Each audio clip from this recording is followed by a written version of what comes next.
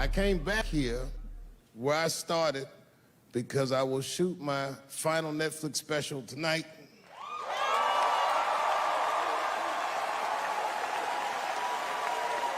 That's right. And after this shit, it's time to make America wait again. I've done too well. You know, if you black in show business and do too well, it's scary, nigga. Like, you gotta get the fuck out of the casino while the getting's good, while you're still winning.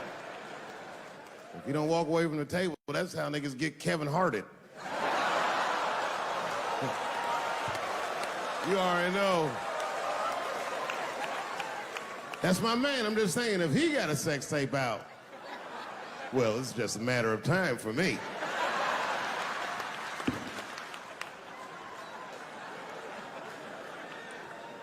But you know why I be thinking sometimes I want to stop doing comedy? And you know, I don't want to sound like a braggart saying this, but the real, like, reason I want to stop is because I'm too goddamn good at it. I'm not even exaggerating. It's not exciting. Every night before I come out on stage, I'll be backstage like, I'm sure this is gonna go well.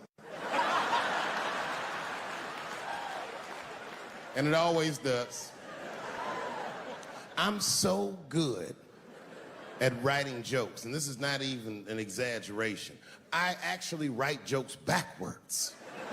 I will write a punchline with no particular setup in mind. I just put it on a scrap of paper, and I'll throw that scrap of paper in my fishbowl. I have a fishbowl in my house filled with random punchlines.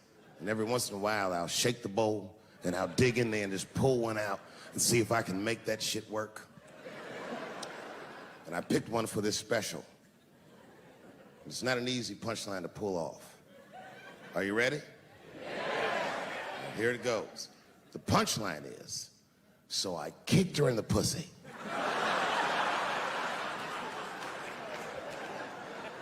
I haven't finished the joke yet. I just know whatever happens in the beginning of the joke, at the end of the joke, for some reason, I'm gonna kick somebody in the pussy. And it's going to be hilarious. And you know what's weird? I've always remembered a time when I wasn't. You know, when I was growing up, I was probably about 8 years old, and at the time, we were living in Silver Spring. Yeah. Yes. Common misconception about me in D.C., a lot of people think I'm from the hood. That's not true. But I never bothered to correct anybody because I wanted the streets to embrace me.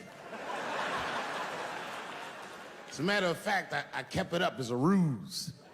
Like, sometimes I'll hang out with rappers like Nas and them, and these motherfuckers will start talking about the projects. Yo, it was wild in the PJs, yo. And I'll be like, word, nigga, word. But I don't know. I have no idea. My parents did just well enough so that I could grow up poor around white people.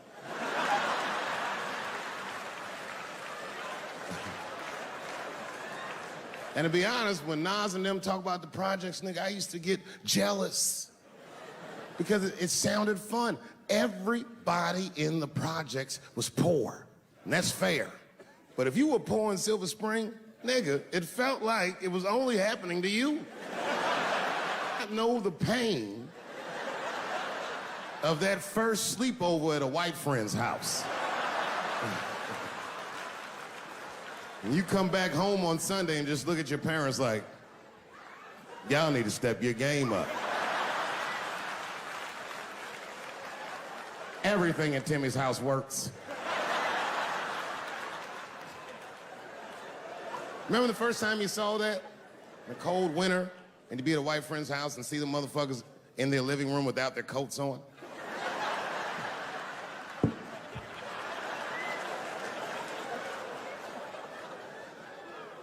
Timmy was one of my first white friends, like, in my life, man. He's a good dude, too. He moved to Silver Spring from Utah, of all places.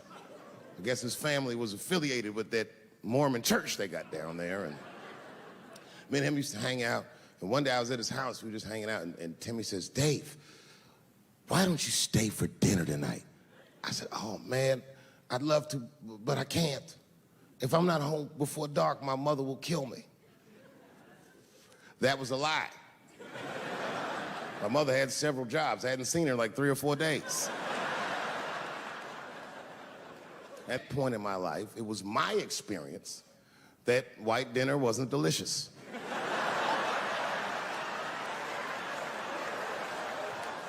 I'd rather go home and fry some bologna or some shit like that.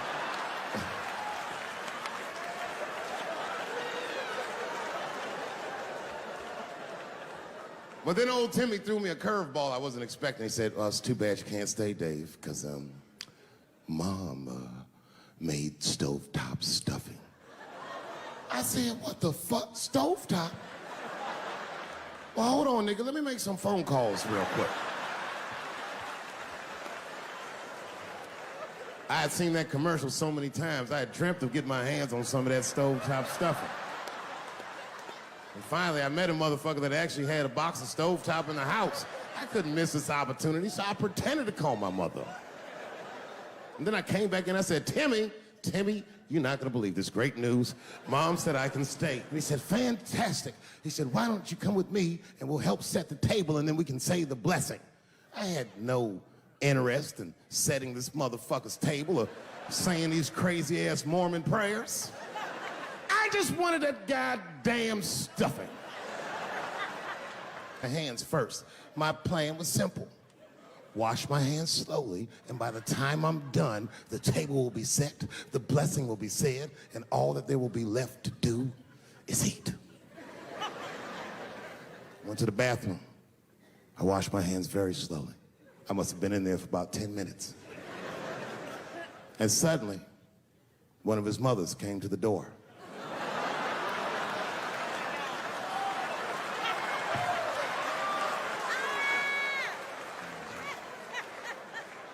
She was like, hi, David, right? I said, yes, ma'am.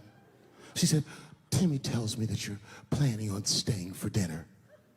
I said, I hope that's not a problem, ma'am. She says, no, it's no problem. In fact, we'd love to have you. It's just that we weren't expecting company. And I'm afraid there's not enough stovetop stuffing for everybody. So I kicked her in the pussy. Bam! Ladies and gentlemen, I told you I'm dope, nigga. I told you what I was gonna say and you still didn't see it coming. And that's why I make the big bucks.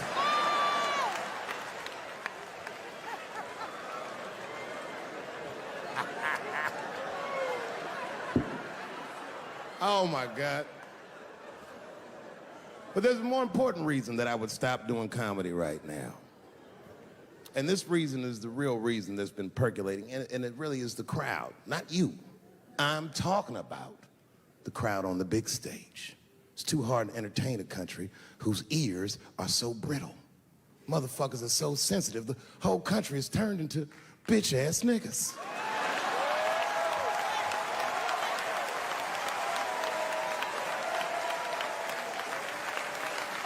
Everything you say upsets somebody.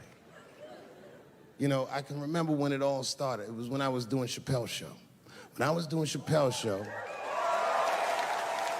I used to do the show, and then on the weekends I do like concerts and shit like that. So I'm doing a concert, and there was a couple in the front row, beautiful couple. The wife was obviously Asian. You could see it in her face.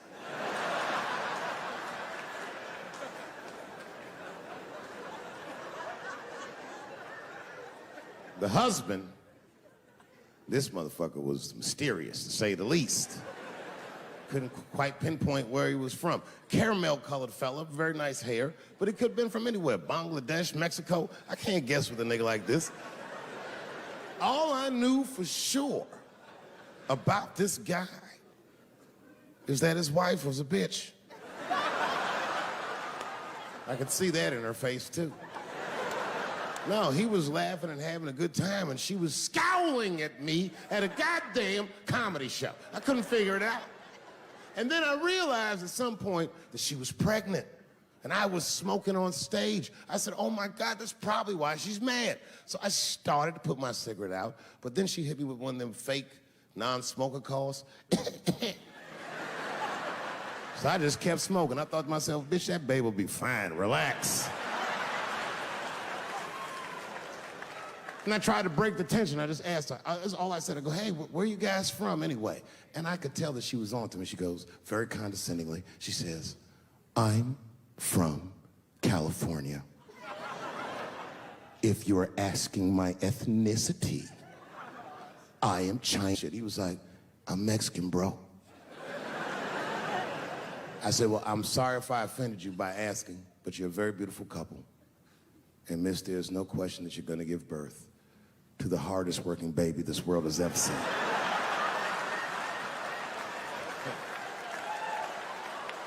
That's not a bad joke. She got very upset. She got up to leave immediately, but she didn't just leave. She had to take one last dig at me on the way out. I will never buy one of your fucking DVDs again, Dave Chappelle. I said, ma'am, with all due respect, Chinese people don't buy DVDs.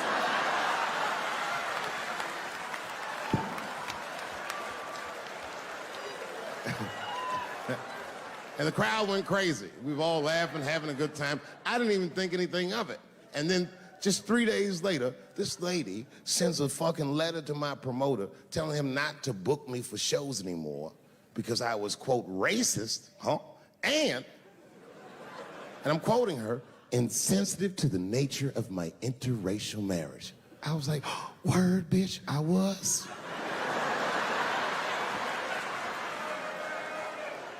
If she would know that I myself am in an interracial marriage. That's right.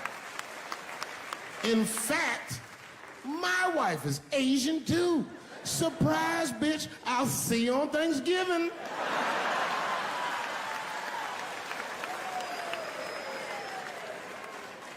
But my wife's not Chinese. She's Filipino. That's right, that's right. And our kids are Puerto Rican somehow, so there you go. But I don't give a fuck about interracial marriage. In fact, you know what? My mother is half white. A lot of people don't know that. Well, all right, you were a little too excited, but okay. A lot of people don't believe me when I say that, but it's true. You can't tell looking at me, but if I grew my hair out, you would think you was at a fucking Cat Williams concert. My shit is beautiful. But motherfuckers are just taking it too far. I don't know why or how everybody got this goddamn sensitive. You know who hates me the most? The transgender community. Yo, yeah, these motherfuckers. I mean, I didn't realize how bad it was. These motherfuckers are really mad about that last Netflix special.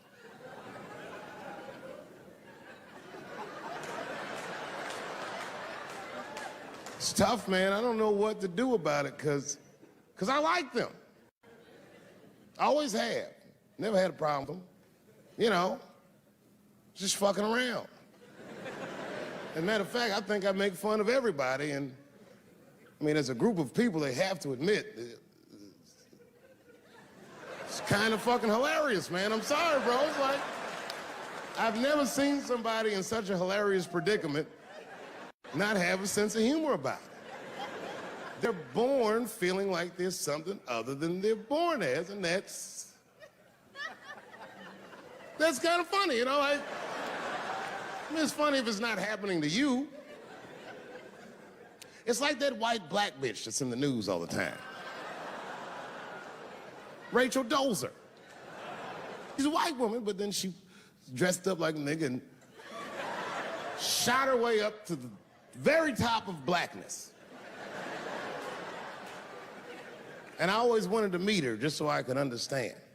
I just wanted to like have dinner with her so I could just look in her eyes and call her a nigger to her face. The fuck is that bitch talking about? I identify black. That is trans talk, lady. Stop biting. Stop biting. There's a big difference between her and a trans. The difference between her and a trans is I believe transgenders. I don't understand them either, but I know they mean what they say. Them niggas cut their dicks off. That's all the proof I need. I've never seen somebody just throw their dick away. Don't need it.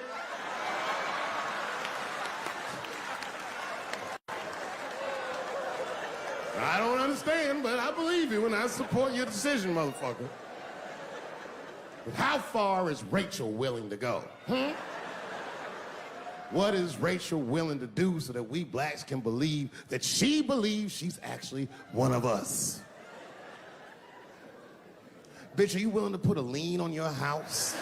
Invest in a mixtape that probably won't work out?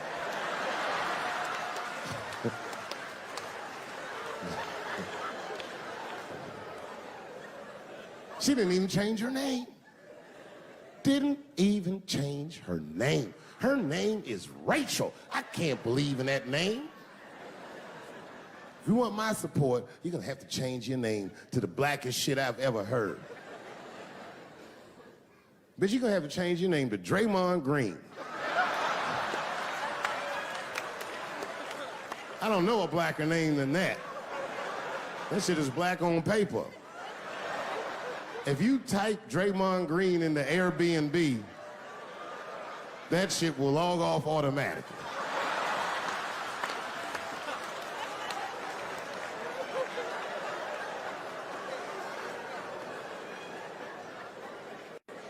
You know, people get mad, bro. People get mad about everything I say. I was doing a show. I was in Portland, Oregon, and I was checked in a hotel under the name Charles Edward Cheese.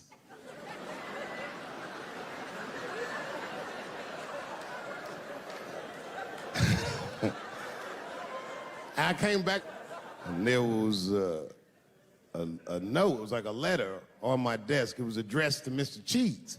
So obviously, I'm going to assume that whoever wrote this letter must be an intimate friend of mine. This is not some kind of name that a person would just guess. But then I open the letter, and it turns out I don't know this person at all.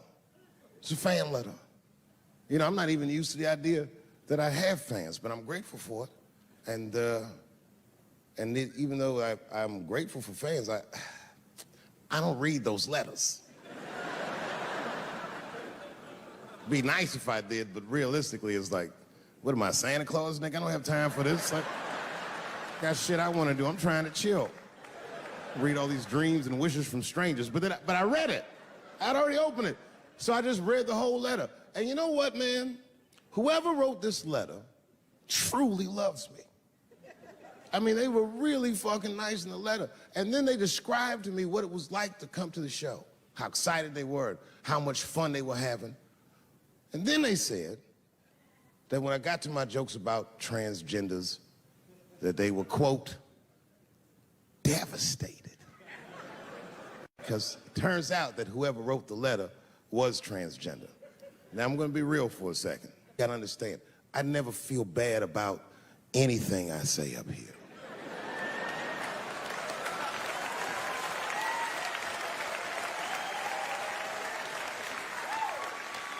And I would never admit this to you if I hadn't locked your phones up. But it was the weirdest thing. Like, when I read this letter, this shit made me feel bad. I didn't feel bad about what I said, you understand? I felt bad that I made somebody else feel bad. To be honest, I don't even know what I said that upset that person. I have so many transgender jokes.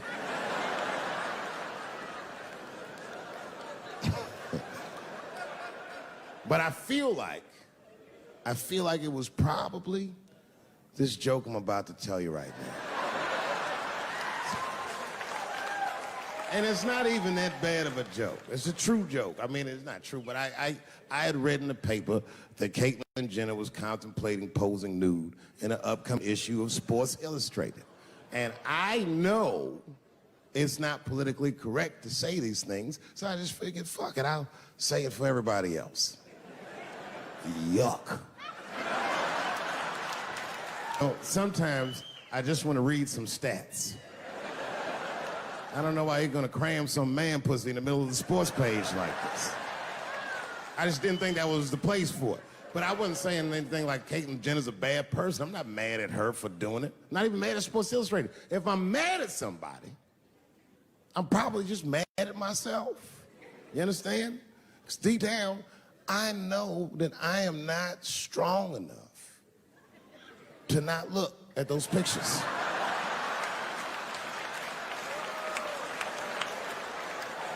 And I don't think I'm ready to see what she's trying to show me.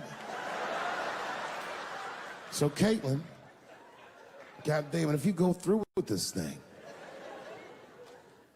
bitch, you better go hard or go home. I want you to go all the way. Hustler style. Do you know what hustler style means, miss? That means spread the lips.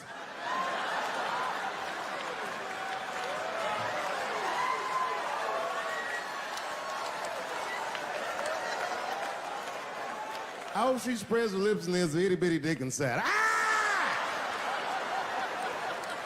The show is behind the curtains.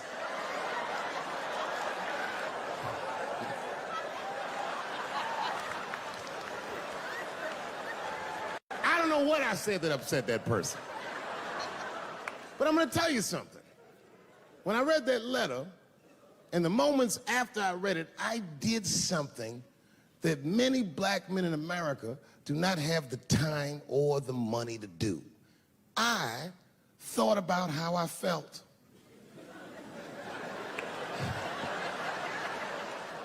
I asked myself a very basic question that I don't think I ever directly contemplated. I said, man, Dave, if you're writing all these jokes, do you have a problem with transgender people? And the answer is absolutely not. The fuck do you guys think I am?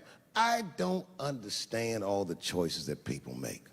But I do understand that life is hard and that those types of choices do not disqualify you from a life with dignity and happiness and safety in it.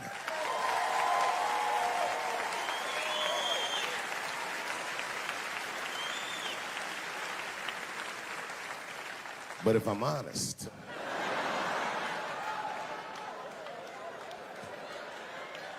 my problem has never been with transgender people.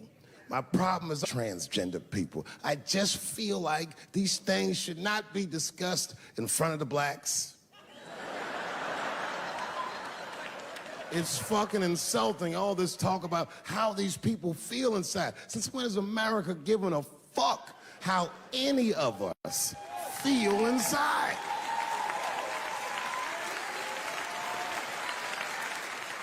And I cannot shake this awful suspicion that the only reason everybody is talking about transgenders is because white men want to do it. That's right. I just said that. If it was just women that felt that way, or black dudes and Mexican dudes being like, hey, y'all, we feel like girls inside, they'd be like, shut up, nigger. No one asked you how you felt. Come on, everybody, we have strawberries to pick. It reeks of white privilege. You never asked yourself why it was easier for Bruce Jenner to change his gender than it was for Cassius Clay to change his fucking name?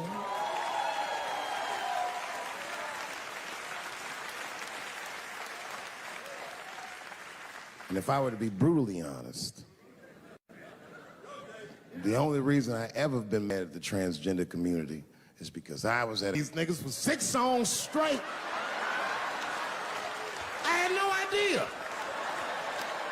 And then the lights came up and I saw them knuckles. I said, oh no! And everybody was laughing at me. Hi, world star. I said, why didn't you say anything? And then I heard that sultry voice. I didn't say anything, Dave Chappelle, because I was having a wonderful time.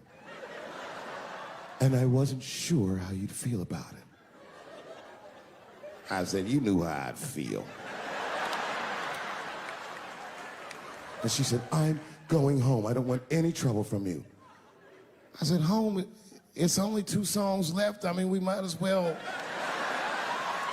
finish tonight. And we ended up having breakfast together. Oh, grow up, that doesn't make me gay. I just titty fucked her. His titties are as real as any titties in L.A. It's 2 o'clock in the morning. I was just borrowing a little friction from a stranger. Whoops.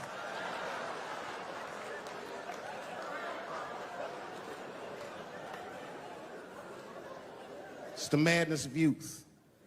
It's types of mistakes that a man makes when he's young. I wouldn't even know that it's necessarily a mistake. It was a wild night out. But I don't do it like that anymore. I'm old. I'm 44 now. Hey. It's the first time in my life I've ever, like, started to physically feel my age. It's tough, man. You know how I know I'm getting old? This is embarrassing, but I was in my hotel room. I'm not gonna lie, I was jerking off, like. And I was, like, really sweating it out. And this is when I knew I was old. I just gave up in the middle, like nothing even happened.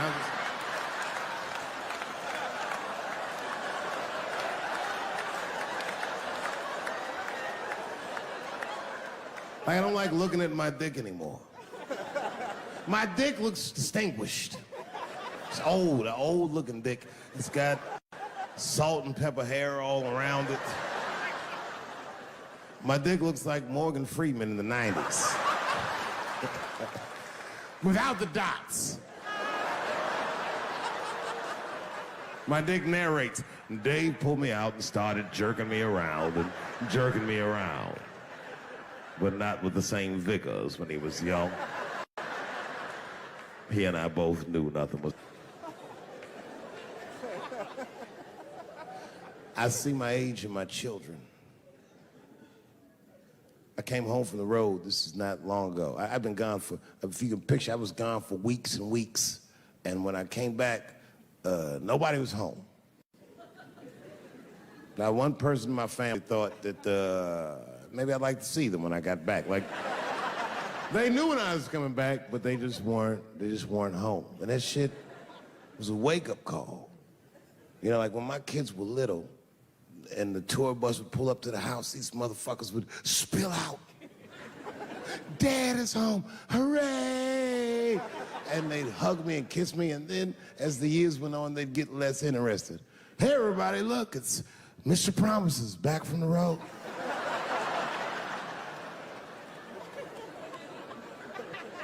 But an empty house, that's some cold shit. And I went into my oldest son's room. I was like, hello, hello. He was gone. And I'd never done this to him before, but for some reason I just did it. I just looked through his shit. Just to see who this motherfucker was becoming. And I found these notebooks and I started going through them. Written as his handwriting. I didn't even know this nigga wrote poems.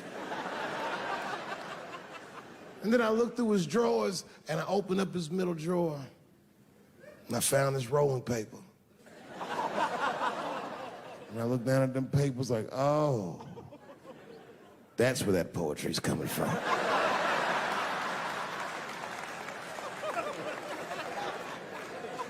And that shit broke my heart. I mean, I smoked weed, but I mourned my son's innocence. And I cried a little bit. And I took his papers upstairs to my room. Rolled some weed that I'd hid from the family. And I got really high. And then I got paranoid, so I put his papers back how I found them. So he wouldn't know what I was up to.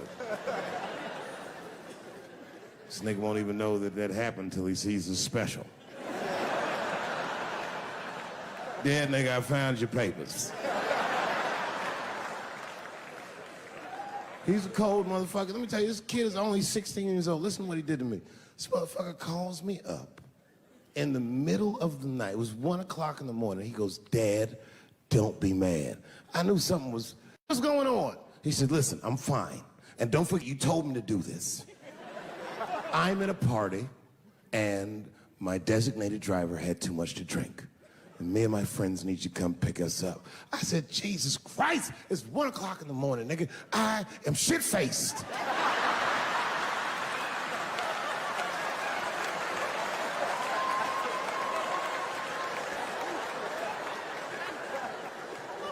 But I figured, fuck it, it's better me than some kid. I might as well roll the dice and go pick my nigga up. I said, all right, I'm coming to get you. Just give me the address and I'll be right there. And then he gave me the address and I was shocked. I said, son, you are not gonna believe this, but I'm at the same party, nigga.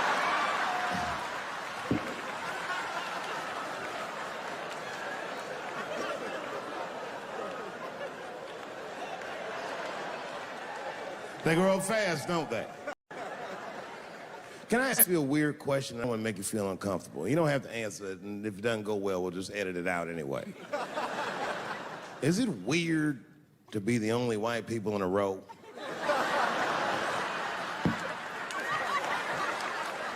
Is it weird? I mean, to be honest, does it feel strange? Are you worried at all? Give me your money, motherfucker. I'm just fucking around. This guy got ice in his veins. He didn't even buckle. You know, like many black men my age, the first time I voted was 8 years ago. Right. I saw Obama on TV. I said, oh, I'm voting for this nigga. I remember the day I voted for Obama. I voted in Ohio, and my vote matters in Ohio. Ohio is a battleground state. But when I pulled up to the polls, all the soldiers were in line. There were so many black people in that goddamn line, I didn't even know it was a polls. I thought it was a check cashing place.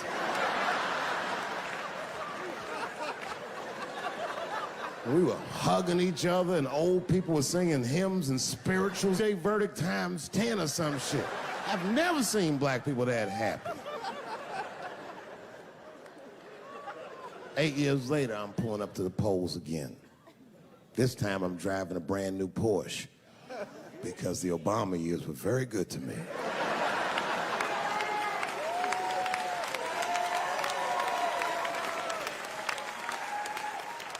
I was early voting, and when I parked my car, I figured out something that it would take the rest of the country another week to figure out.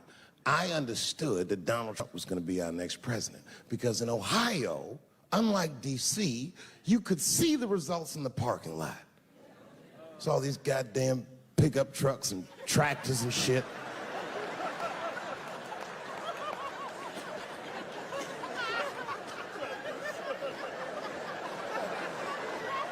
And then I walked up and I saw a long, long line of dusty white people.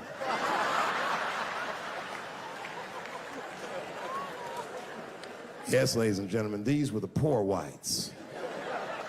And I must tell you, I've never had a problem with white people ever in my life. But full disclosure,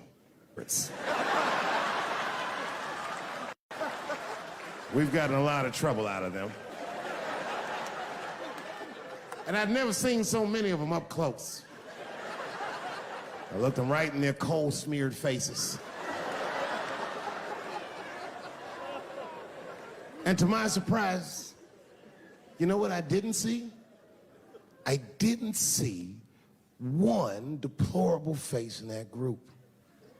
I saw some angry faces and some determined faces, but they felt like decent folk. No, they did. In fact, I'm not even lying, and I didn't sound fucked up, but I felt sorry for them. I know the game now. I know that rich white people call poor white people trash.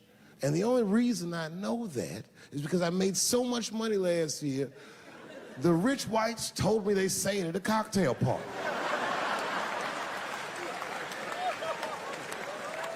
And I'm not with that shit. And I stood with them in line like all of us Americans are required to do in a democracy. Nobody skips the line to vote. And I listened to them. I listened to them say naive, poor white people things. Man, Donald Trump's gonna go to Washington and he's gonna stand there thinking to my mind, you dumb motherfucker.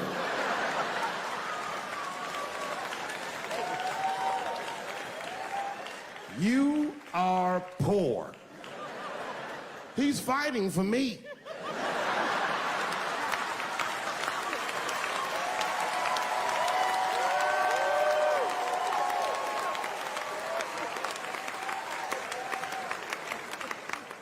And they all looked at me. They could tell who I was voting for just as easily as I could tell who they were voting for. But do you guys know what we all had in common? Not one of us, not a single one of us, looked like we felt good about what we had to do in that booth. We were just doing our goddamn duty. Yes, I voted for Hillary Clinton. Of course I did. I voted for her because I liked what she said vastly better than I liked what he said. But to be honest with you, at that point, that shit was like watching Darth Vader do the I Have a Dream speech. That bitch is mean as hell. She'd already Karate Kid swept Bernie Sanders' legs from underneath him. Boy, it was hard voting for that shit. But it was the lesser of the evils. I know you were a Clinton supporter, Miss I am sorry for her, but it didn't feel as good as it should have. She was gonna be our first woman president. They were gonna make coins out of this bitch.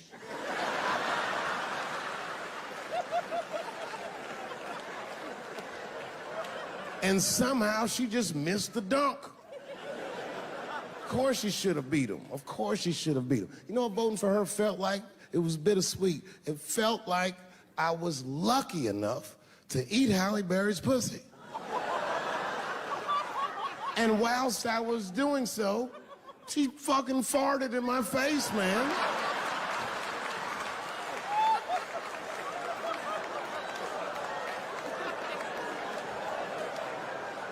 And you understand, I'd still do it.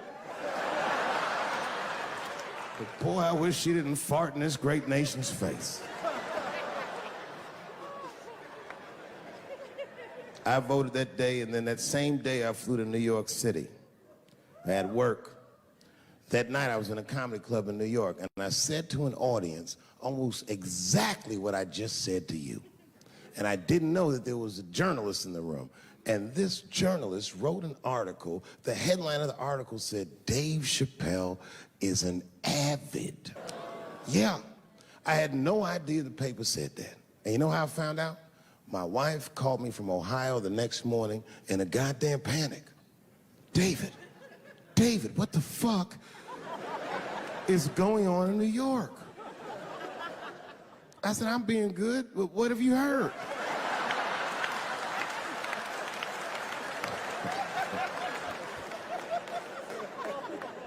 And my wife said, the paper is saying that you're a Donald Trump supporter. I was like, whew.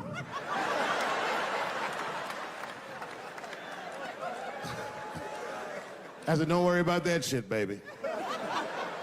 Nobody in their right mind would believe that. And she said, no, David, people believe it. And then she started reading the comments to me. Oh, they were terrible. All these black people calling me all kinds of Uncle Toms and shit.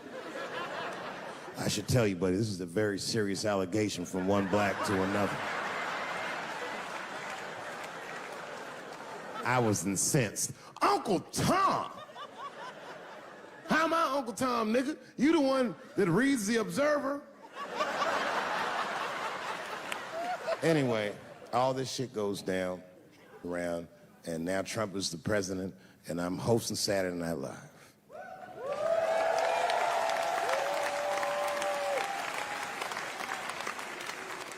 And I didn't really prepare my monologue. I just kind of winged it. And at the end of the monologue, I don't even remember what I said. I said something like, you know, fuck it, like we're historically disenfranchised, and we're gonna give him something about we're gonna give him a chance if he gives us a chance. I don't know what I said, but whatever I said, I really wish I didn't say that shit. It was not worth the trouble. Now I walk into the barber shop and all them black people just be looking at me like, yo, Dave, what's up with your boy? Yo, nigga, yo! Not my boy.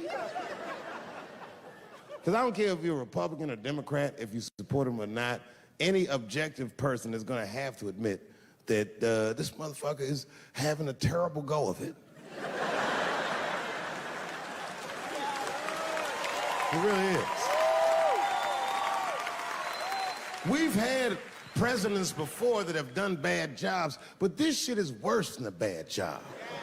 It's scary to watch.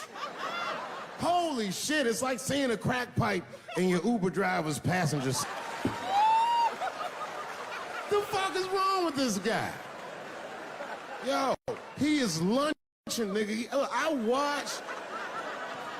watched Donald Trump in a press conference, and this motherfucker had all the media gathered, and this nigga literally asked the media to their face to stop finding shit out. I was like, yo,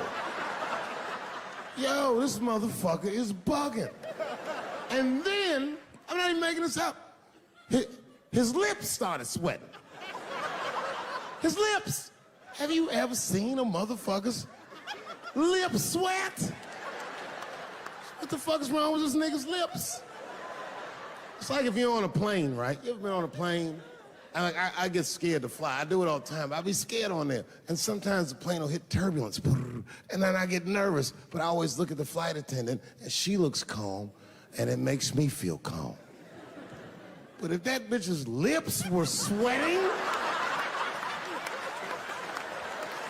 it's terrifying. Like, yo, nigga, why are your lips sweating? What do you know? And then, I'm not even making this shit up. This motherfucker grabbed the podium, he goes, you don't know how scary the things I read in my briefings are. What's that, bro? That's bad leadership. Even as a parent, you think I'm gonna sit my kids down? Hey, little man, come here real quick. I just wanna holler at you for a second. Yo, I'm 3 months behind on the rent, nigga, and I am worried. Very worried. Go to school and have a productive day, nigga. I was just thinking out loud, getting some shit off my chest. Like, what the fuck are you doing, bro? This is bad, man. Jesus Christ. All this motherfucker's ideas sound like high people ideas. Like, he doesn't think these things through before he tells us. He just tells us what he's thinking as soon as it occurs to him. This shit sounds nuts. I'm gonna go to China, and I'm gonna get those jobs from China and bring them back here to America. For what, nigga? So iPhones can be $9,000? Leave that job in China where it belongs. None of us want to work that hard. What the fuck is he thinking? Because I don't want to make them shits. What the fuck are you doing? Stop trying to give us Chinese jobs. I am going to bring back coal. Coal? I'm not even exaggerating. I have never in my life even seen a fucking lump of coal. I honestly don't even know what coal is for.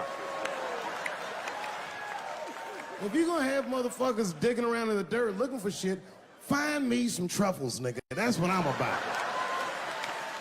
And these truffle prices are getting out of control. If it gets any worse, I'm gonna be back down to regular butter like everybody else. Terrible, terrible job. This motherfucker hit North Korea with rap battle threats. Fire and fury, like, yo! Yo, what are you doing?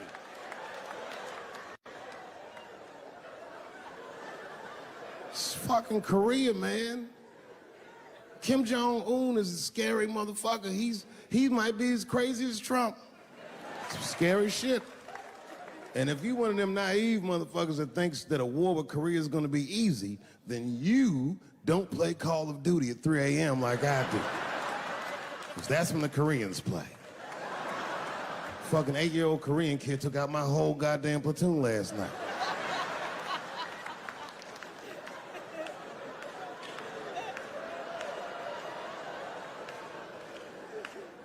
I've never seen somebody in the office so high with the most just basic fucking solutions. Like, you know, we should not let any more Muslims in the country till we can figure out what's going on. Did he just say, figure out what's going on? Who doesn't know how to do basic math? Let's count it out, okay? There's been 17 mass shootings in the United States. 4 of them were done by Muslims. None of those 4 Muslims were from any of the 7 countries in your stupid ass original band.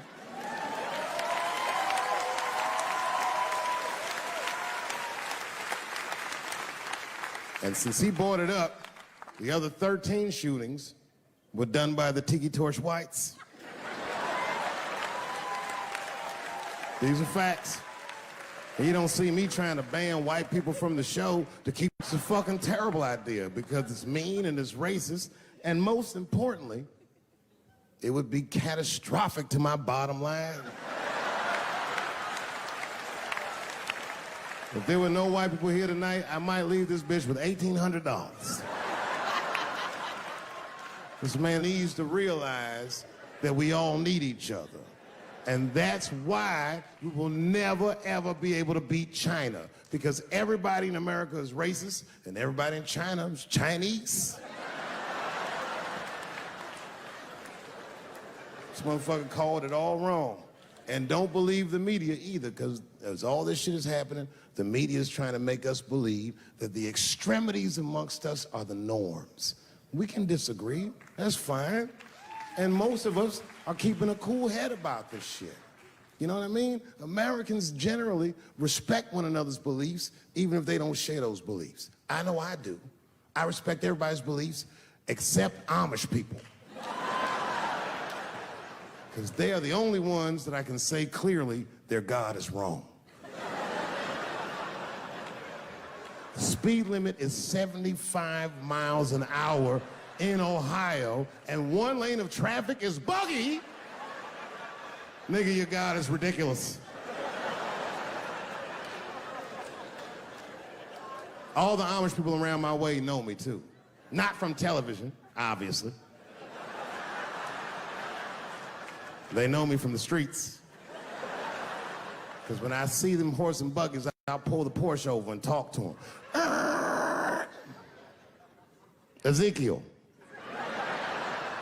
Ezekiel, are you sure that God doesn't want you to have any of this technology or this energy? Huh? Huh? I can't hear you, nigga. Let me turn this air conditioner off. What did you say? And them niggas be like, get away from me, ye. Ye tried to tempt me like the devil. Devil? Nah, bro, I'm trying to put you on to the game, Zeke. It's a big world out here, nigga. I just went 25 miles in 30 minutes. That's a day's journey for you. You don't even know what the weather's gonna be tomorrow, do you? I do. You don't even know that there's a valuable Pokemon right on you. Now drive away. Huh? Oh, my vape pen? You want to hit my vape pen? Oh, sorry, nigga. I'm trying not to get herpes. My bad. I've been playing cat and mouse with herpes for 30 years now, but every night I go to the club, I'll be like, not tonight, herpes. No disrespect, I'm not saying you have herpes, I'm just saying 1 out of 5 people do. So let's just all be careful around this motherfucker and make sure that we leave with the lips we came with.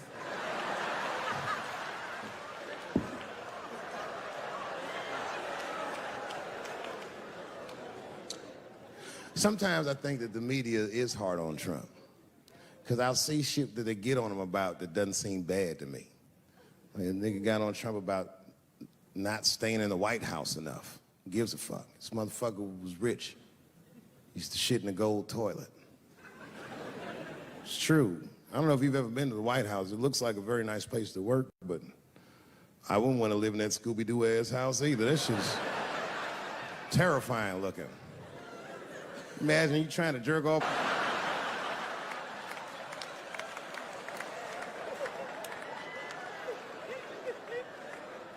Shit, Bush didn't stay there either. He was rich too. He was like, fuck that, I'm going to my ranch in Texas. Obama was the first motherfucker to move into the White House like, this is a nice place. Look at this rug.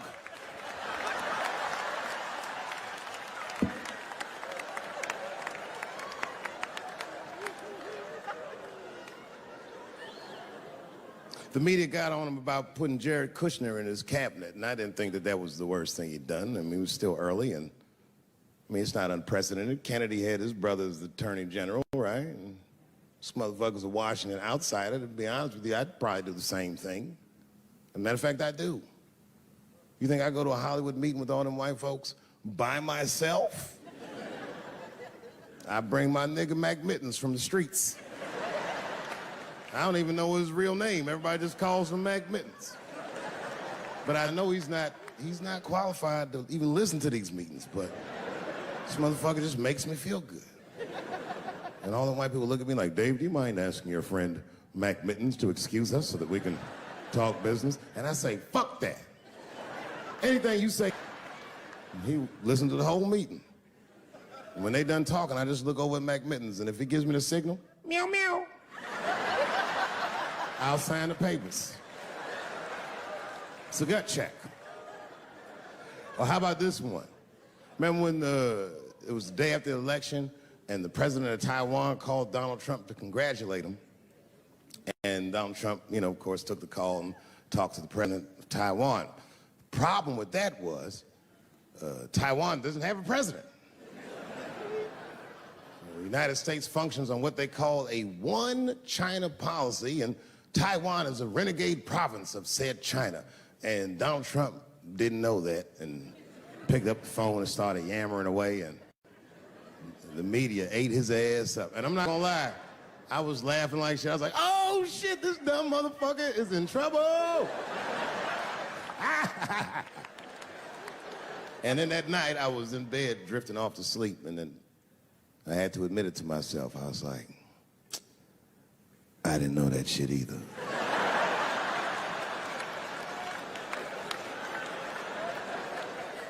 And then I realized the media got the story wrong. The story wasn't that Donald Trump took the call. Nobody told Donald Trump not to take the call. That's terrifying. God damn, nigga, you don't have a Mac Mittens on your team? It wasn't like they were calling the White House. They were calling the switchboard at Trump Towers, and they were getting through. Anybody. Mr. President, there's a Ricky Ticky Tabby on the phone for you? Yes, put him through. Hello, Ricky Ticky. Good to talk to you. Mr. President, there's a John Jacob Jingleheimer Smith on the phone. Oh, his name is my name, too. Put him through. Hello, John Jacob. Let's talk business. How many people in this room are not originally from the United States? My round of applause. Where are you from, bro? You right there. Iraq. You're from Iraq? Ew. I was fucking around. How long have you been here in the country? Like 23 years. 23 years? Are you a citizen yet? You are? Congratulations, nigga. Congratulations. Well, welcome to this great land. You know, I'm gonna give you a history lesson, because I'm sure this wasn't on your entry exam. But every naturalized American has heard something about what I'm about to tell you. The picture is the early 50s in the United States.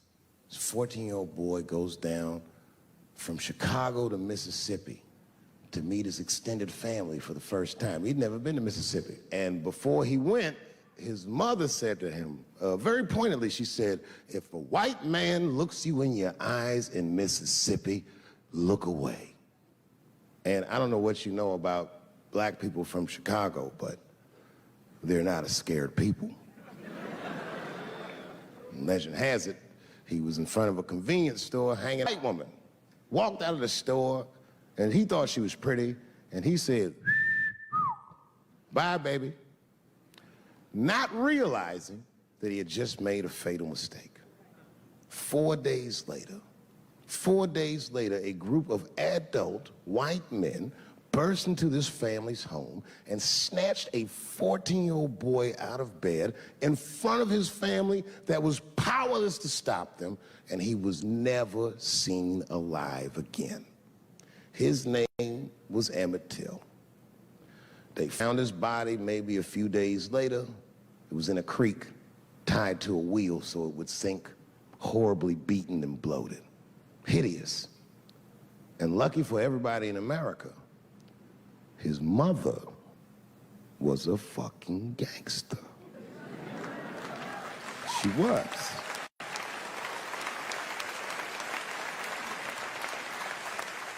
If you can imagine, in the very midst of a mother's worst nightmare, this woman had the foresight to think about everybody. She said, leave my son's casket open.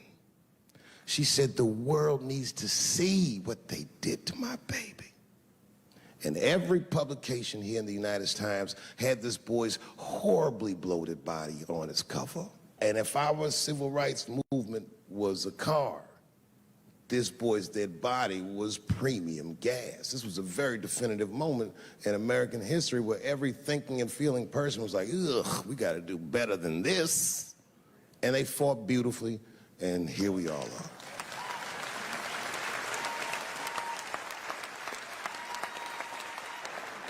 And the reason that I bring that up tonight and why it's relevant now is because less than a year ago, the woman that he allegedly whistled at admitted on her deathbed that she lied in her court testimony. And you can imagine when we read that shit, we was like, ooh, you lying ass bitch. Was furious. But that was my initial reaction. And initial reactions that we all learned as we get older are often wrong or more often incomplete. They call this phenomenon standing too close to an elephant.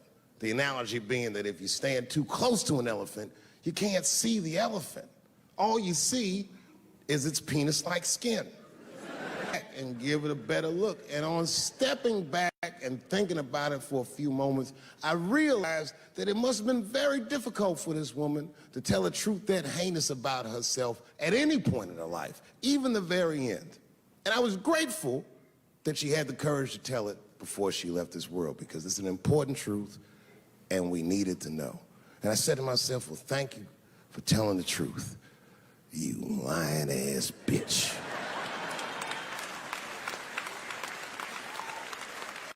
And then time goes on, and then after time, you can kind of see the whole elephant.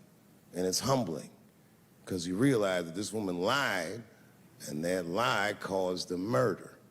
But that murder set in motion a sequence of events that made my wonderful life possible, that made this very night possible. How could this be that this lie could make the world a better place? It's maddening. And that's how I feel about this president. I feel like this motherfucker might be the lie that saves us all. Because I have never felt more American than when, Jesus Christ, it's good. And when it happens, I can see everybody that's struggling. So if I'm on stage and I tell a joke that makes you want to beat up a transgender, then you're probably a piece of shit and don't come see me anymore. Or if you don't understand that when a football player takes a knee during the national anthem, he's actually standing up for me, then you might not want to fuck with me anymore. But I swear, no matter how bad it gets, you're my countrymen, and I know for a fact that I'm determined to work shit out with y'all. And if that woman that said that heinous lie was alive today, I would thank her for lying.